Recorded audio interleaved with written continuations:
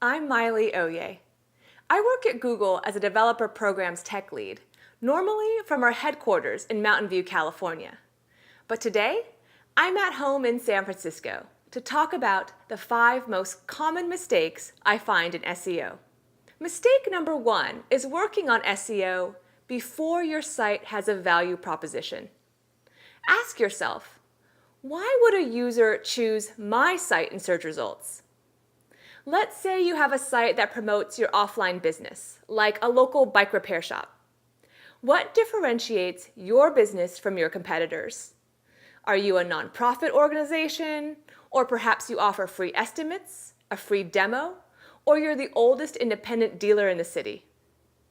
Or if you're an e-commerce site, what separates your site from the others? Do you have lower prices, free shipping, great customer service, or better product descriptions? Starting with a value proposition simplifies SEO. No matter where your site ranks in search results, if you want to stay on top, searchers need a value prop to click on your site, to come back and revisit your site, and to recommend your site to their friends. Start with a value prop and then focus on a quality user experience. Let's move to mistake number 2. A segmented approach to SEO. I call this the bento box approach because I'm Japanese and it's like your dinner plate with every item segmented and none of it working together. It's great for your sushi and your salad. It's not as great when there is no communication between your marketing, biz dev, and SEO teams. So mistake number 2 is about working on SEO in a silo. A better, more holistic approach to SEO is to consider the entire user experience, from marketing campaign all the way to the actual conversion, and potentially repeat business. Vanessa Fox, a consultant and author on search engine strategy, wrote about this type of bento box approach with respect to the Super Bowl, when it's difficult for companies to completely integrate their offline television ads with their online SEO efforts.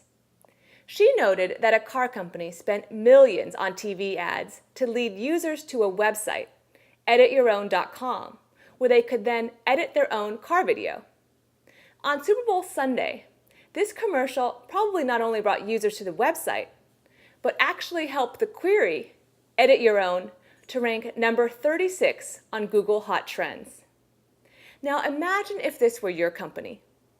As the SEO, you can't just focus on your regular keywords that you do every day, but you also need to integrate marketing campaigns and optimize for the words, edit your own. Mistake number 3 is putting effort into time-consuming workarounds, rather than researching new features or best practices that can simplify your tasks. For example, for sites with paginated content, in the past, some webmasters tried the workaround of using rel canonical on subsequent pages to their page 1. This unfortunately can cause a loss of content in Google's index. The good news is that there are new best practices.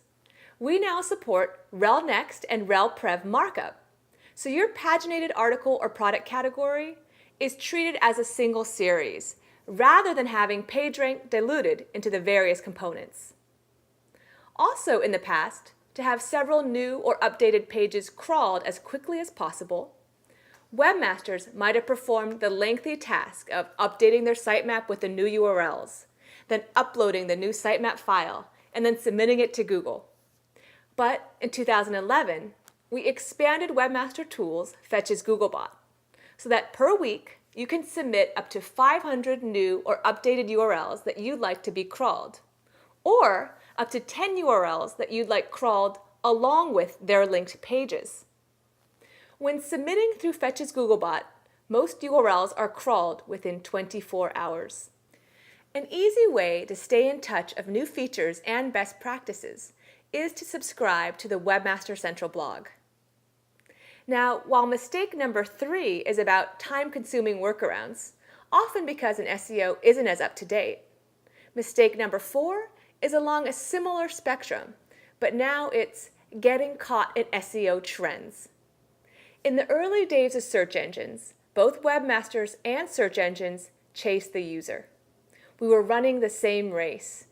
get more users to visit and convert. Then, as the market matured, things went a little crazy.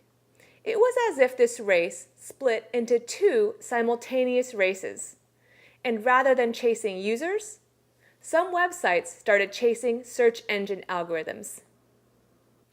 In over 6 years at Google, I've seen SEO trends take many forms. Around 2005, SEOs lost focus and spent countless hours editing their content for the optimal keyword density, meaning keywords per page. Not a great use of their time. Instead, they could have better spent their time making their content readable, compelling, and informative. I'm sure you have a long list of tasks for your site. Try to avoid the SEO trends and instead prioritize the tasks that will bring lasting value. Finally, this brings us to mistake number 5, slow iteration. At Google, we've been known to say that the main constant in SEO is that it's constantly evolving. The faster your team is able to iterate, the better. A good recipe is to 1, define metrics for success. Then 2, implement improvements. Next, measure the impact, and then create new improvements. And then last, prioritize those improvements based on the market and your team's personnel. And then, of course, repeat. The advantage to having an agile SEO cycle is quite clear. In 2009, we launched Rich Snippets, recipe or event sites that could iterate quickly and implement the proper markup could now show much more appealing search results. The same was true of video sites that were able to quickly create and submit video sitemaps. Again, those who were agile could get the benefits. Those are the 5 most common SEO mistakes that I find. But now let's cover good practices in SEO. First, do something cool. Have a value proposition that separates you from your competitors. Second, include relevant keywords in your copy. There's no need to think about keyword density, but make sure your content includes the keywords people actually search for. 3, be smart about your tags, title tags and meta description tags, and your site architecture.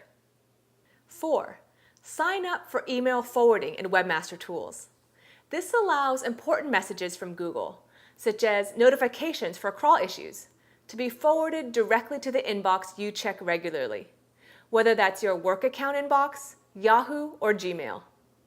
5, attract buzz. This helps bring natural links, great reviews, votes, +1s, and follows.